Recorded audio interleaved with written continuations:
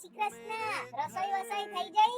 વાહ વાહ, ફાસમ ફાસ. તમાર તો વહુ આવી જઈને ઘેર પાછી. અમાર તો જો ને ઇન પપ્પા એના છોકરાએ તો કોમ વાળી બનાવી રાખી છે. પપ્પાને તો રોજ ખાવામાં પેલું બટાકા ડુંગળીનું શાક જોવે. રોજ બટાકા ડુંગળી ખાઈ ખાઈને બટાટા જેવા થયા.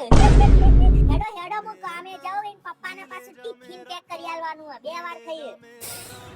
બાપ રે, કેટલા વાળ ઉતરે છે. 100% પેલું વિટામિન B12 ડેફિશિયન્સી હશે. હા, એ જ વિટામિન B12 ડેફિશિયન્સી. મેં WhatsApp માં વાંચ્યું તું. WhatsApp માં પેલા આપણા બાજુવાળા ભારતી ભાભીને બી થયું તું. આપણા ટોલા થઈ ગયા તા. ગોળી એવી હારી. કાલ ટોલી થઈ જાવ તો ચો જવું. જય શ્રી કૃષ્ણ મમ્મી. હું કરતી તી? હું કોઈ નહીં, જો આ કામ પરવાડીને બેઠી ને હવે ગાજરનો હલવો બનાવતી તી તમાર કુમાર માટે. તાણવડી ડાયા પેટીસ થઈ જઈ. આય ડાયા બેટી થઈ જઈ. હા તો આ એમના પાછું આવું ગળ્યું ખાવાના ચસ્કા ઉપડે.